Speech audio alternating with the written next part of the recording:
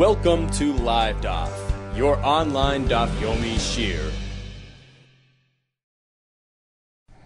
Shalom Aleichem, welcome back to today's daf, which is Eruvin Daf Chaf Aleph. We're on Chaf Amud Beis, 3 lines from the bottom. At the end of that third line, we have Omar Rabbi Yitzchak Barada. Lo yutru pasi berois. This entire allowance to carry within the confines of the board surrounding the water hole, that is only applied elo lo'oile regalim belvad, only to the oile regel on the way to the Beis Hamikdash, who out of necessity need to use these wells containing water. The Chachamim allowed them to surround them with merely boards which form incomplete mechitzos and to carry within them. Says the Gemara, is that the case? V'atanya, haven't we learned in the Brisa? Lo yehutru pasi berois el gabe behema belvad. The heter is only applied to behema. Apparently, it's not limited to the behema of the oile regel. You can draw water for any behema. Says more, my behema. What does behema mean? Certainly, it's behemas oile regalim, specifically the behemos which came along with the oile regel. Continues the Gemara, aval adam. But if a person needs to drink water, he can't draw water into the area of the bein hapasim. Rather, metapes ve'oile climbs up, and metapes ve'yori climbs down, in and out of that well, and takes his drink inside the well, but he cannot actually carry out into the area between the boards, because he has an easy option. He's not meant to rely on these mechitzas. Says more, Eini, is that the case that it can only be used for the sake of feeding an animal? This heter pasi berois is only applied elo lebe'er ma'im chaim belvad. Only when within this containment exists a be'er of ma'im chaim, a wellspring of fresh water. Now, v'ila behema, if the point here is to feed an animal, mali chaim, what difference does it make if it's fresh water, ma'ila michonosim, or whether it's just stored rainwater? The point is to feed your animal. He doesn't need fresh water. So apparently, it seems that it's meant to be used for a person who needs to have fresh water. Says or no, although it's really intended for the animals, we require that the water contained therein should be of high quality and suitable for a person. Let's take a look at Rashi. Second line from the top. Says Rashi, given the mayim mashu mechitza, since it's the water that's actually granting the mechitza status to these boards, it's activating the mechitza, as we learned in Daf Chaf, that it's only when there is water present there that we regard these boards as a mechitza. So it's the water that's activating it. Being in mayim chayshuvin, we require chashuv water, prominent water, and therefore we require specifically fresh water. As Tosfos, it's not going to be used for a person in any case, so why this requirement of fresh water? It says Tosfos, true, initially you meant to draw for the animal. If there's some water left over, you can feed it to a person. So since this arrangement of pasi berois really technically has a dual function, because the remnants of the water can be fed to a person, therefore the Gemara maintains that the water contained therein needs to be suitable for this dual function in order to provide the prominence to the area. It's considered to be a properly enclosed area for a suitable purpose, for a dual purpose of behema and adam, and therefore we specifically require high quality water. Continues the Gemara, 5 lines from the top. Gufa, we just learned. Lo yutru pasi berois elo lebehema belvad. This heter only applies for drawing water for the sake of an animal. Aval adam, but a person needs to drink metapes ve'oile, metapes ve'yori, climbs up and down. Now, if the hole there was too wide to enable him to climb up and down, afilu adam nami, in this case, you can draw water even for the sake of the person, out of necessity. Continues the Gemara. A person should not draw water and actually directly feed his animal while he's holding the kli. But he can fill up his pail and be shoifich spill it out before the behema and have the animal drink on her own. If this is the case that you can't actually directly feed the animal, Maha ilu pasi berois. What's the point and benefit of these pasi berois? Says, well, what do you mean? Maha'ilu? Well, what's the point? Lamalis, man, to allow drawing from the water in this well. So what do you mean? What's the point? What he meant to ask is as follows. The Mishnah tells us you must leave some space at the side of the well, meaning between the boards and the well, to allow for the Roisha and the Ruba Shal Para, for the head and most of the body of the Para to enter. And we learned yesterday, the reason is to avoid a chashash, a concern that perhaps the owner will be tempted to follow his animal, who's making its way out of the pasim. While he's holding the kli, he's going to follow his animal out. So therefore we require the animal to be mostly situated inside this contained area to avoid that problem. Now, if the Mishnah tells us that that's required, apparently it's because the fellow is holding onto the kli. Now, if you're telling me that you cannot directly feed the animal with the kli in your hand, then why require the animal to be situated within the pasi birds? If you're anyway spitting on the floor, there's no concern of him carrying something out for the animal.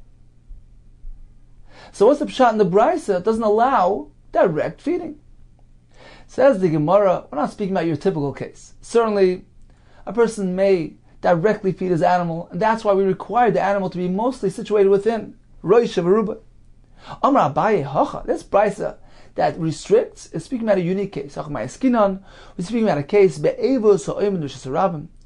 You have this feeding container situated in Rishus Harabim, Gavaya Sora, V'roichav Arba, 10 Tvacham high, 4 Tvacham wide, which is considered to be Rishus HaYachid, V'roish Nichlas Pasim V'chul. And it's heading into the area between the boards, as we discussed yesterday in Avchafam and Beis, which entails a concern that perhaps the owner is going to actually do the Melacha V'Eitzah of carrying Rishus Harabim. He'll notice that the thing is broken, he'll carry his pail out with him, etc. So that's the context of this brisa. But generally speaking, a person certainly can feed his animal directly from the kli that he's holding. Amar Rabbi Abba, Amarav, Ein burganan bebavel. Burganan are huts. So this concept of burganan, this halachic concept, does not apply to bavel. We know a person can walk up into 2,000 amas outside his city's boundary. Now, if there are burganan huts, which are positioned along the road, within a reasonable distance of each other, what they do is they stretch the boundary of the city. We consider that to be one continuous city, and you can keep on walking and walking until the last hut, and beyond that, 2,000 amma. Says the Rabbi Abba in the name of Rav, this concept will not apply in Bavel. As the Gemara will explain. V'loi pasi b'rois b'chutz la'aretz. The concept of pasi b'rois, allowing carrying within these boards surrounding the well, that will not apply in chutz la'aretz, in cities outside of Eretz Yisrael and outside of Bavel as well. Explains the Gemara, Burganan b'Bavel loi. Why can't Burganan be employed in Bavel? The shchichi bitki, because these flash floods are commonly found. So since we have these floods that wash away these Burganim, they don't have prominence, they're not enduring, and therefore they can't be reckoned with. Pasi b'rois b'chutz la'aretz loi. Why can't one apply pasi b'rois in chutz la'aretz? T'lo is sifta, because the sifta, which are yeshivas, institutions, are not common, and nor are the talmidim that are making their way from one yeshiva to the other, or from home to the yeshiva. They're not commonly found along the roads, and therefore pasi b'rois, which is meant to be applied only for the sake of mitzvah, for the regel, or for talmidim going to learn, will not apply in those lands. So the burganim are not effective in Bavel, the pasim not in chutz la'aretz, aval ifcha, but in the reverse order, avdina certainly you can do it, meaning burganim can work in chutz la'aretz and pasi b'rois in Bavel, due to the fact that there are yeshivas prevalent there, and there are talmidim traveling on the roads who need to partake and draw water within these pasi b'rois. Let's take a look at Rashi, 6 lines from the top. Ein burganim bebavel. The Omer b'keitzim na'avrin, as the Gemara later tells us, if we have these huts outside the city, within 70 and 2/3 amma of the city, they're considered to be an extension of the city. And we can measure the boundary of the city from the hut and on. What are these things? Sukkos, huts that the watchmen of the city construct. It's not a permanent fixture. And now Rabbi Yirmiyah tells us the Hanuch Burgonim ein bebavel. Kalaymar ve'ein misabin meir. You cannot consider the city to be stretched by use of these burgonim. Why? The bebavel ikabit kedemaya. In Bavel, floods are prevalent, are common. V'shat filu, which come and wash away these huts. Hilkach lechashiv midi. They have no prominence and significance because they're not lasting and enduring. That's the first halach. Regarding pasib berois, that cannot apply b'chutz la'aretz. It says Rashi b'shar rotzos levad mibavel, other lands aside from Bavel and certainly aside from Eretz Yisrael where pasib berois are effective. What's wrong with employing pasib berois in other lands? It says Rashi l'shchichim esifta lias talmidim hochim meir le'ir l'mei Torah. The institutions of Torah are not present, which will cause talmidim to travel from one city to the other to learn Torah. What's wrong with that? Upasi berois loyhutru ella elur golem. The pasib berois was only to be applied for eila regel ulkayotzebem, similar situations shalchimvar mitzvah. We have people traveling to do a mitzvah. So therefore, it can only apply in Eretz Yisrael or in Bavel, where the talmidim are traveling to learn Torah, but not in other areas.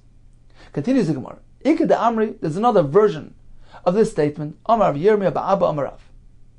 Ein burgonen upasi berois. So according to this approach, he packages both together. Burgonin and pasib berois will not apply neither in Bavel nor in other areas. Explains the Gemara. Burgonin bebavel loy. What's wrong with Burgonin and Bavel? Because we have these floods. Bechutzlar nami loy. Likewise, it cannot apply in chutzlar to shchichi ganvi because thieves are commonly found who walk away with these huts, not considered to be enduring and lasting, therefore we cannot reckon with them. So that explains why Burgonan will not apply in Bavel or in Chutz La'aretz. Pasib berois bebaveloi. Why can you apply pasib berois in Bavel? Because water is more commonly found there. Therefore, even the travelers can make use of these streams along the roads. They don't need to go to the Shasarabim, to those enclosures of rainwater, and draw from there. So they can directly use the streams. Therefore, there's no real necessity to create the pasam around the berois. Therefore, the Chacham did not allow it to be used. That explains Bavel. B'chutz la'aretz nami loy. Why can't the pasam be applied in chutz la'aretz? For the reason mentioned earlier, l'shchichim mesifta, since the mesifta, the yeshivas are not commonly found there, and there are no talmidim commonly found on the roads. Therefore, there's no mitzvah use, and you cannot apply it. So according to this approach in the Gemara, both concepts, Burgonin and pasib berois, cannot apply, neither in Bavel nor in Chutz La'aretz.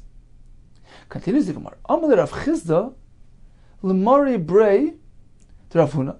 So Rav Chizda turned to Mari, the son of Rav Huna, Brei the Rim Rabba, who was the son of a Rim Rabba. So Mari was the grandson.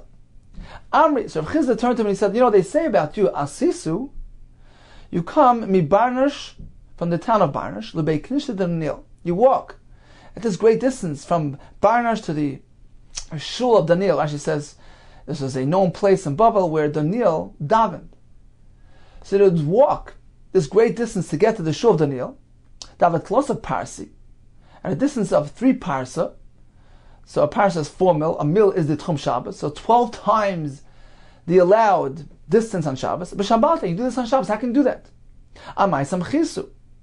What are you relying on? A burgon, on these huts along the road, which stretch your city, and you avoid the concern of Tchum?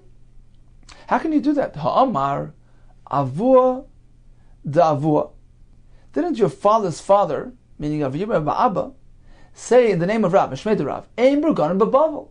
The concept of burgonin does not apply in Bavel. So how can you rely on it? Nafak v'achle, took him out and he showed him Hanu masvasa, these destroyed cities. So he showed them a series of destroyed cities which had some structural remnants to them, mechitzes, in which case they considered to be proper mechitzes. The mavlan b'shivim av b'shirayim, that was swallowed, meaning they were situated at a continuous string of within 70 and 2/3 amas of each other, in which case we don't need burganim. These structural remnants provide an extension of the city, allowing one to walk and walk even at a distance of 3 parsa. So that's what they relied on to get to the Beis HaKnesset of Daniel. So in summary, we had halacha burganim and pasei berois. We had 2 versions. According to the first approach, burganim doesn't apply in Bavel due to the floods. Pasei berois doesn't apply in Chutz La'aretz due to the fact that there's a lack of yeshivas. According to the second approach, he added that even regarding burganim in other cities, that can't be used. Why? Due to the presence of Ganovim. Whereas pasei berois can't even be employed in Bavel due to the prevalence of water. Continues the Gemara. Amrav Chiz Dorish Mori Barmar. So Mori Barmar Darshan. Ma'idich Siv.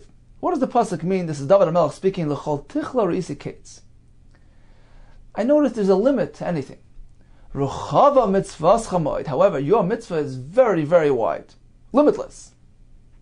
Davar zeh Amri David. This reference, this concept, referring to the size of Torah, David HaMelech spoke about. V'loi pirshay. But he didn't conclude. He didn't actually give us a dimension. He said it's very, very broad.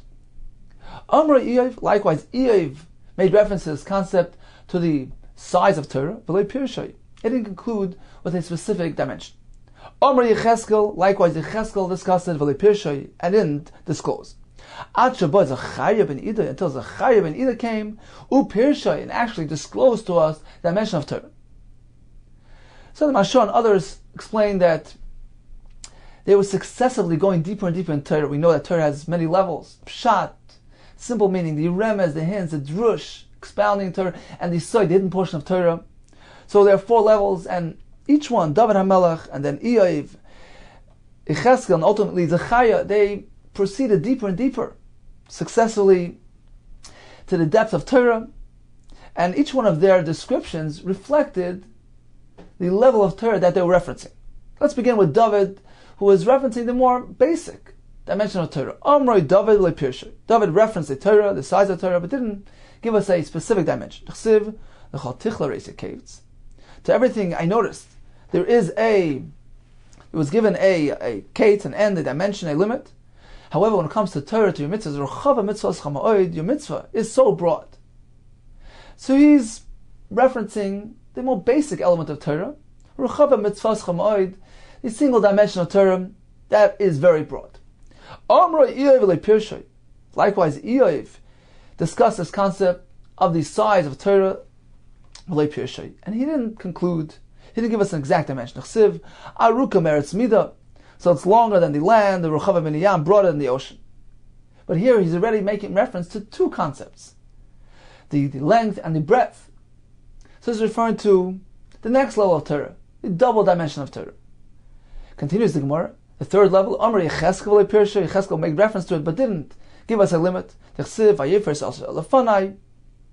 He spread the scroll of Torah Shaval Peh before me, v'iksuba panim v'achar. It was written in the front and the back. The Kasuv, Eleha, Kinim v'hegavahi. So in it was written, Kinim and Hega and He. Explains the Gemara. Kinim is referring to the hardships. Zupurnusan shel tzadikim alazeh. Difficulties that tzadikim experience in this world to cleanse them of their impurities. We find that Kinem is a reference to misfortunes. What's the next thing that was written in the scroll? Vehege. That's something joyous and delightful. Zumatan Zacharan Shal Tzadikim Lasalove. This is a reference to the reward granted tzadikim in the world to come. Referring to the joyous moment with a harp. So the singing and the joy involved with playing an instrument. So Hege is referring to something positive, the joyous experience of tzaddikim lasalov. What was the 3rd item in that Megillah? V'hai. What is that? Zui nusan shel Rishaim lasalov. This is speaking about the misfortunes of the Rishaim, which they will experience lasalov. We find that Hai is in reference to this negative thing, and happening upon a happening will come.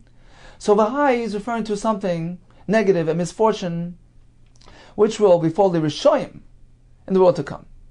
So we have David HaMelech, we have Eiv and Yecheskel, who describe the immense size, proportions of Torah, without giving us a specific dimension. Ad Sheboy Zechariah ben Idoi Upirshe, until Zechariah came and he actually gave us a dimension. What are you seeing? And I said, I see a folded scroll, Arka Esr Bama, which is 20 amas long, Ruchava Esr Bama, 10 amas wide. This was folded. Now when you unfold this, you have a double area. Havila Esr Behesr. So from 20 by 10, you unfolded it. Now you have 20 by 20. Uksiv, and it says Iksuva Panavacha, it was written in the front and the back. Now when you go and you peel that, split that into two, and you place the portion of the panim alongside the panim of the achar, because it was written front and back, and you split that along its thickness into two. Kal Mahavila, now you line both of them up side by side. How much do you have? So each one was 20 by 20. Now you have Arba'in Be'esrin, 40 by 20. So we have a Megillah here, which is describing the Torah, which is 40 amas long by 20 amas wide. Let's stop for a moment. We see how they went further and further into the Torah, because we have Yecheskel, who described the Torah as being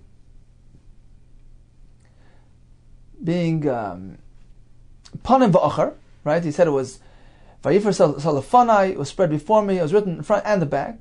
So you see he's referencing not only the revealed portion of Torah, also the hidden portion of Torah. Panim ve'achar. Now we have the next level of Zechariah, who's describing the Torah as being folded and written in the front and the back. So it's like 4 dimensions of Torah. This is the next level, the 4th dimension of Torah. In any case, what was the size? More tells us we have a total of 40 by 20. Uksiv. Now regarding the size of the world, the pasuk says, "Mi modad b'shalemayim," who measured with his fist, Hashem's fist, the water of the world, b'shamayim by zeres tikein, and the sky with his zeres. He established zeres is the distance between the thumb, the tip of the thumb, and the tip of the pinky when the fingers are stretched out. So this equals a half amma. So zeres here is in reference to a half amma by half amma, so a half amma square. That's the size of the world. Now, if the Megillah, referencing the Torah, encompass the size of 40 by 20, now let's calculate how many times can a half amma square fit into an area of 40 by 20. Actually makes the calculation for us that 40 by 20 actually equals 1,600 amma square. Now, if we take the half amma square of the world and we fit into there, so it's actually 1 out of 3,200. That's how the Gemara concludes. Nimtza, it turns out, the entire world, the size of everything is echad mishleishes alofim u'masayim b'Torah. 1 part of 3,200 of the Torah. So you see how great, how broad, how deep the Torah is. Dorish Mari Barmar. What does the pasuk mean when it says V'hinei shnei dudoi te'enim? This was Yirmiyah speaking. Look, there are 2 pots filled with te'enim, with figs, mu'adim lifnei hechel Hashem, which were prepared before the hechel Hashem. Hadud echad te'enim tovis moed. 1 pot, 1 copper pot here was filled with very high quality figs.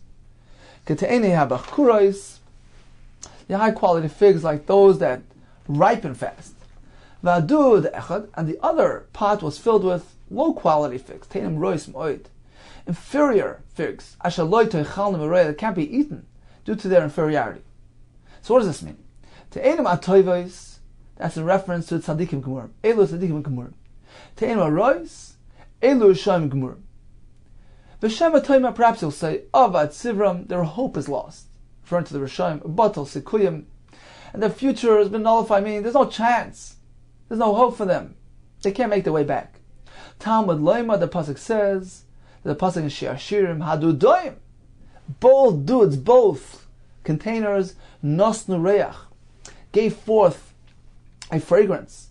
Elu ve'elu, both groups of people, tzaddikim and Rishayim, eventually, asidim, Shitnu Reach will exude a fragrant smell. Even the Rishayim, when they're cleansed of their misdeeds, a Yid is inherently good. His goodness will shine forth. Darish Rav, Maidich Siv, what does the pasuk mean? Hadudoim nas nereach. Elu b'chor Yisrael, referring to the young men in Klal Yisrael shlei tamu tamchet, who have not experienced, not tasted, the taste of chet. Hapsachenu kol megadim, that's referring to Elu b'nei Yisrael, the daughters in Klal Yisrael shemagidos peschein b'aleim. They reveal their psachim, their openings, meaning they inform their husbands when they become nida and they're off limits. They tie up their openings and reserve it for their husbands.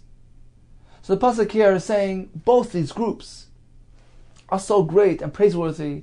Nas nereach, they exude forth this beautiful fragrance. The pasuk in Shir Hashirim continues, Chadoshim gam yishonim doidi tzefanti lach. So Shir Hashirim is an expression of love and ava, extolling the virtues of our relationship with Hashem, the closeness and warmth that we experience with Hashem. So the pasuk here says, Chadoshim gam yishonim, the new ones as well as the old ones. Doidi, my beloved, my Hashem, tzefanti lach, I've safeguarded for your sake. What is this referring to? Amar Knesset Yisrael v'Nakadosh Baruch Hu. Ribono Shel Olam. So Klal Yisrael turns to Hashem. Ribono Shel Olam. Harbe gzeros. Gzarti al atzmi. You know that I've enacted many decrees, many takonos, gzeros, safeguards. I've done it on myself. I've volunteered to do it.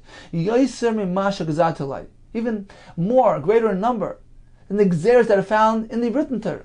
V'kiyamtim. And I was mekayim them all. I fulfilled not only the Yishanim, which is the Torah Shebechsav, but even the Chadoshim, even the Torah Shebal Peh, which was more recently introduced. Amalei Rav Chizda, lo med Rabban. Rav Chizda turned to this person, Rav Kamesader Agad Kamei, who was accustomed to arranging divrei Agada. He was well versed in Agada. He would arrange it before Rav Chizda. Rav Chizda asked him, Mishmei lecha, have you ever heard the pshat in the pasuk Chadoshim gam yishanim ha'u? What is this pasuk referring to? Amalei, he told him, Elu mitzvahs kalis, ve'elu mitzvahs chamuris. Chadoshim is referencing the less severe mitzvahs. Ve'elu mitzvahs chamuris, Yishanim is referencing the more severe mitzvahs, which involve a greater punishment, perhaps. Amalei, Rav Chizda told him, you can't say that. V'chi Torah pa'amim nitna.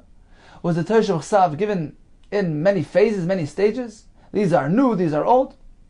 Ella, rather, the correct interpretation is Halalim Divrei Torah. Yishanim is a reference to the Divrei Torah Shebechsav, which was given earlier. V'Halalim Divrei Seifrim Chadashim is a reference to the more recent Gzeros and Takanes, which were introduced through the Chacham and through Torah Shebal Peh.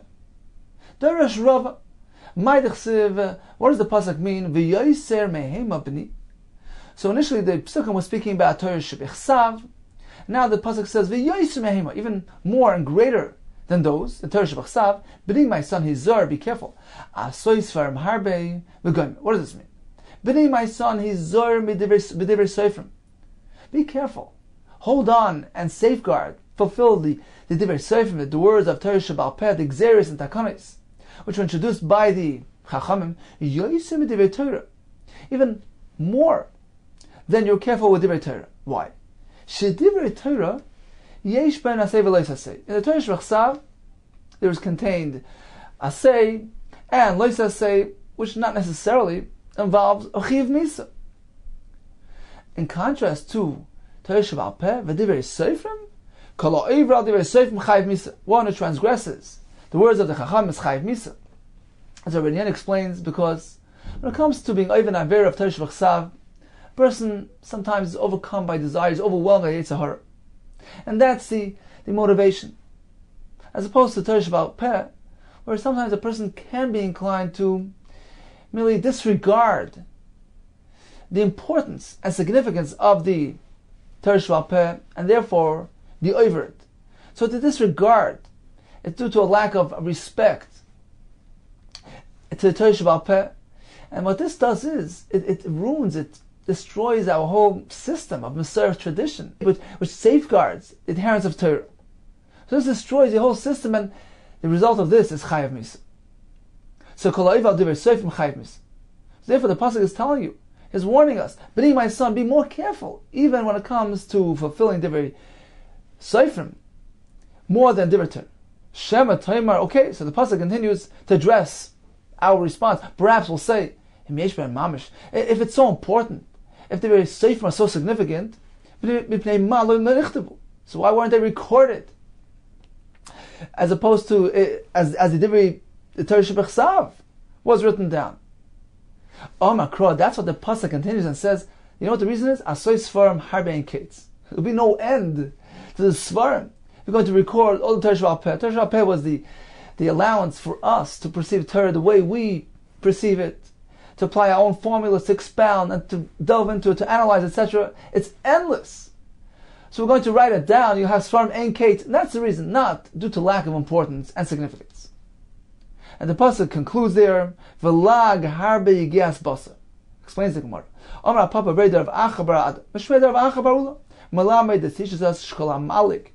So lag is referencing being malik, making a mockery. He makes fun. Malik al divrei chachamim. He mocks the words of the chachamim. Nidain betzoyer isachas. So you guess basar, the work of the flesh. It means the waste of the person, and his punishment is nidain betzoyer isachas. He was judged with heated up waste. So that's lag harbe yigias basar. Maskiv l'rava. Miksiv lag. The pasuk doesn't say lag with an ayin. Lag siv. Rather, says Rava, the pasuk here is actually referencing a positive thing. Ella kalahoiga behen. One who immerses himself and thinks into Torah. Rashi says it's a constant mental involvement. Toyin tam basar. He's sure to taste a rich flavor of basar.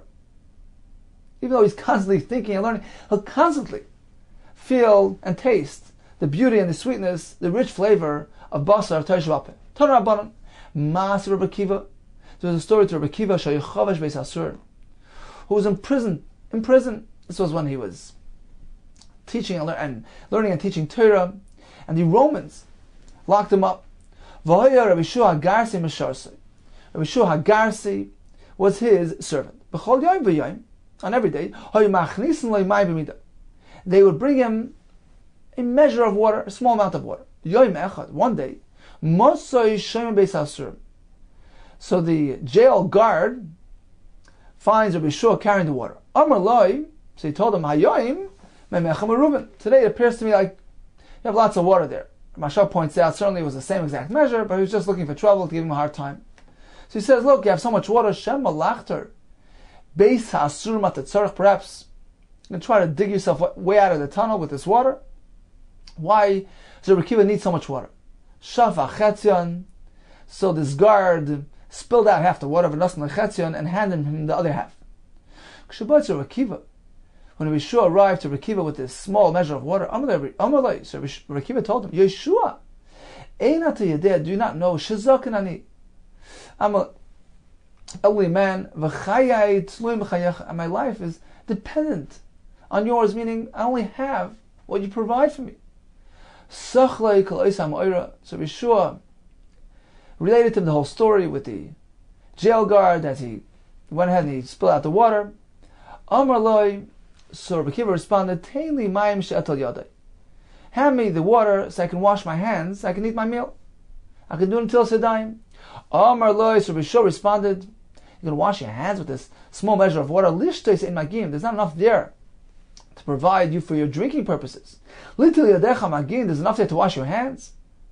Why are you going to use it to wash your hands? Amar Loi, so Rabbi Kiva responded, Ma'aseh, what choice do I have? Shechayav and alei misa. One is liable to misa if he ignores the mitzvah of the chachamim. He doesn't wash his hands prior to a meal. Mutav amos misas atzmi. It is better that I should bring about my own death by ignoring my needs and not drinking.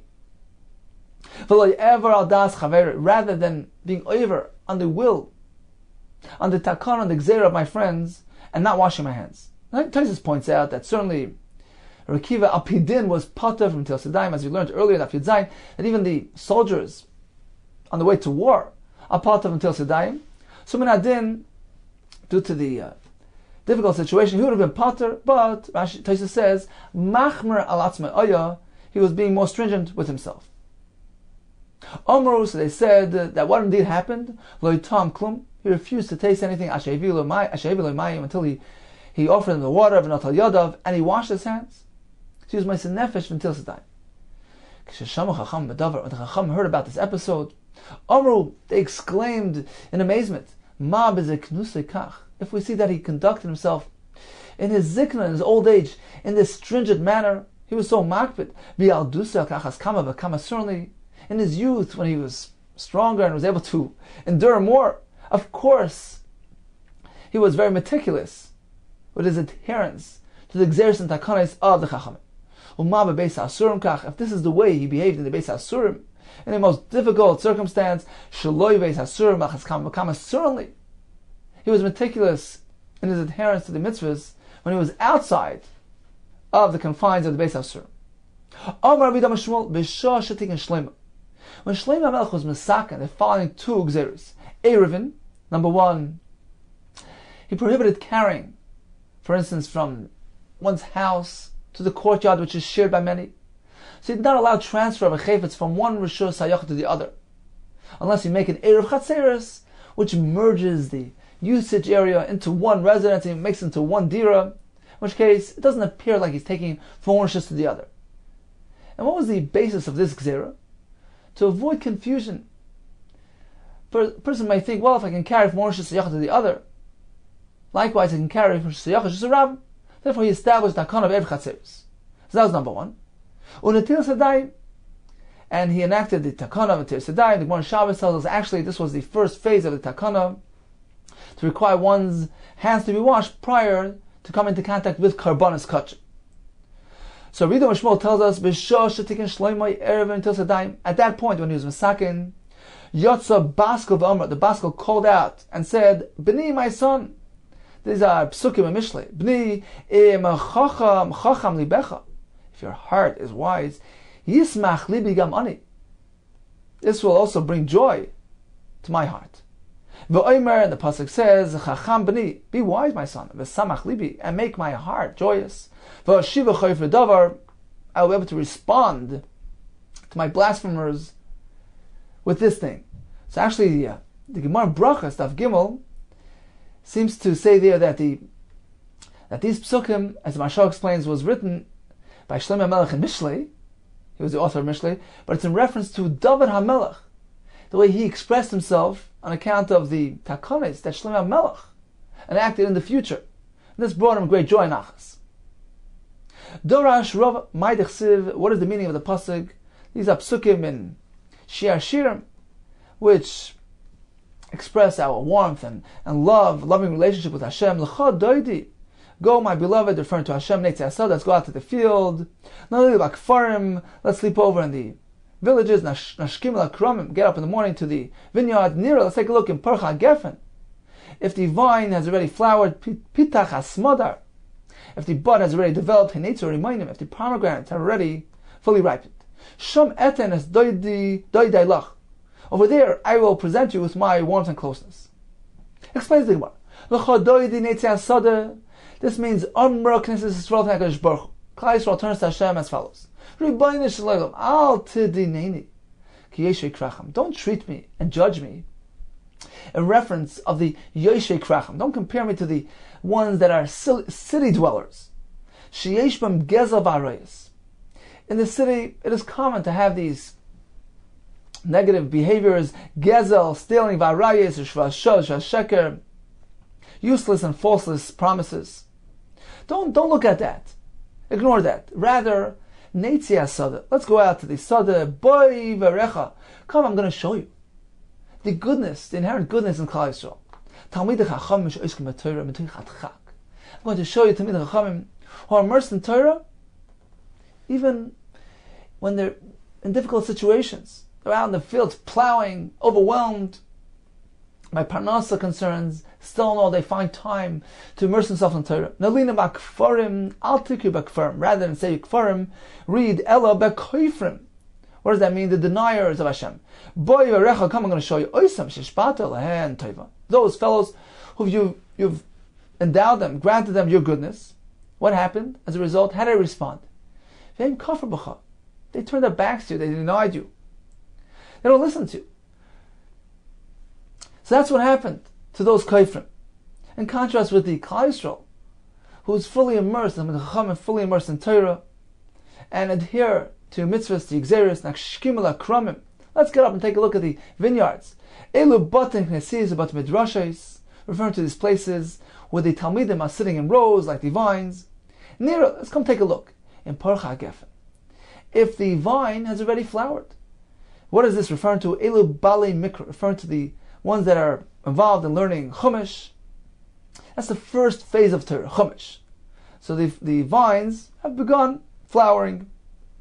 Next step is the more developed portion of Torah. Pitach Asmad, let's take a look and see if the bud has already developed. Elu Bali Mishnah. These are the ones involved in Mishnah, which develop Torah even further, expound and explain the words of Torah Shebechsav. What's the third phase? Let's take a look if the pomegranates have already ripened. Elu Bali Gemara. This is the next stage. The ones that are immersed in learning Gemara, which analyze and delve even deeper into the words of the Torah. They expound further than the Mishnayos. This is the completion of Torah. Come, let's take a look. What's going on? Look how involved and immersed they are in Torah. What does that mean? I will show you kvoidi, my honor, v'goyli, and my greatness, the praise of my sons and daughters. Look how immersed they are in Torah, how committed they are to you. As we mentioned earlier as well, the Bachurim Yisrael, the Bnei Yisrael, they're so careful, safeguard themselves from doing averos. Amar Rav Nuna, my dechsiv. What does the pasuk mean? This is in Malachim, in reference to Shlomo Melech. Vayidaber shloishes alafim mashal. So Shlomo spoke 3,000 mashal, 3,000 analogies, metaphors. Vayish shiroi, his song contained chamishav elef, 1,050. Melamed, what does this teach us? Shama Shlomo. Al kol davar v'davar shal Torah. On every word, every halacha of Torah, Shlomo Melech explained shloishes alafim mashal. Explained it with such depth, providing 3,000 different angles, 3,000 different mishalim, to explain every matter in Torah. Shebechsav. Al kol davar v'davar shal seifrim. When it comes to every word, every din of Torah Sheba'al Peh, over there he explained it, chamish v'elef tamim. He provided 1,050 reasons. So he presented the depth, the breadth, and the depth of Torah Shebechsav and Torah Sheba'al Peh. Torah Shrava Ma'idechsiv. What does the pasuk mean? V'yoser shoya kehelas chacham. More than the fact that Kehelas, Shlomo Melech was a wise man on his own, oid limeid das asam. He made sure that he actually taught Torah, das, wisdom to the nation as well. V'izim v'chiker tikem shalom harbe. What does this mean? Limeid das asam. The agmarei b'simoni tamim. He presented, he packaged the Torah Shebechsav, Torah Sheba'al Peh. He packaged the words with simonim, the words and the tunes. He packaged it, he provided simanim so that it can be received properly and remembered properly. That's why he handed over the Masorah so that it shouldn't be forgotten. So he's referring to the content of Torah Shebechsav and Torah Sheba'al Peh, and the songs, the tune of Torah Shebechsav as well. So he explained it and handed it over in a way to ensure and to safeguard that it endures and remains clear amongst Klal Yisrael. And he explained the halachas of Torah, comparing one thing to the other. Look, let's try to explain this by comparing it to something else. What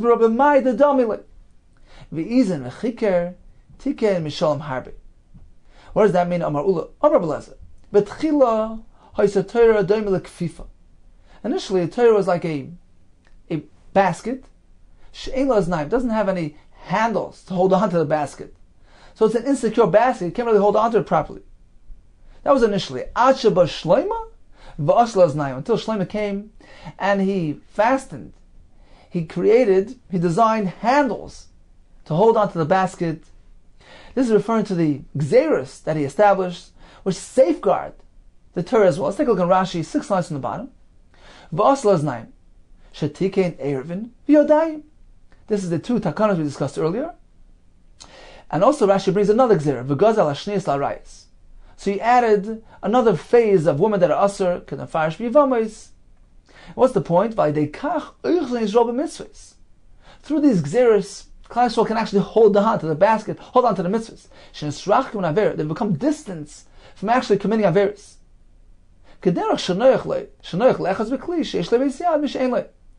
Just as it's easier to hold on to a kli that has a handle, rather than the kli that doesn't have a handle which slips out of one's hand. So the Gzeris, enacted by Shlomo Melech, provided the Izain v'chikar. The Izain is like those 9, the handles of the kli to safeguard the fulfillment of Torah.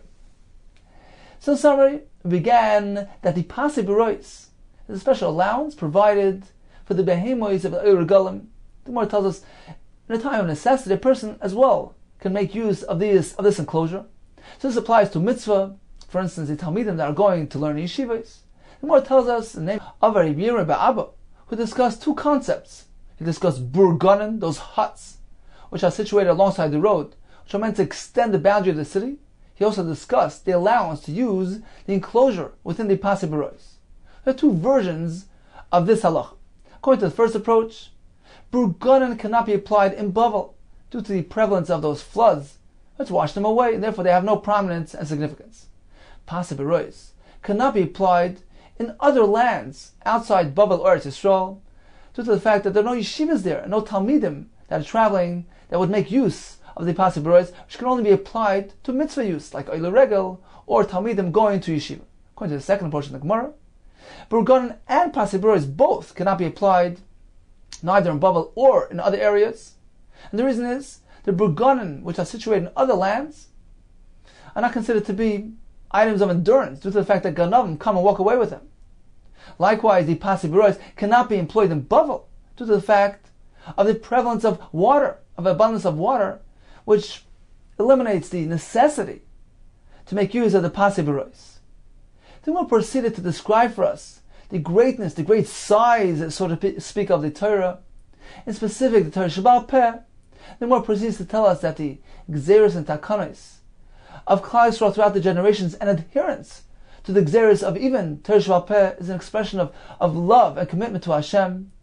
We had the story of Akiva, who was very stringent when it came to the mitzvah of Until Sedayim, and Rav Shlomo Melech, who established the Gzeros Eruvin Until Sedayim, and the Gemara concluded that he taught Klal Yisrael the depth of Torah Shebachsav and Torah Sheba'al Peh.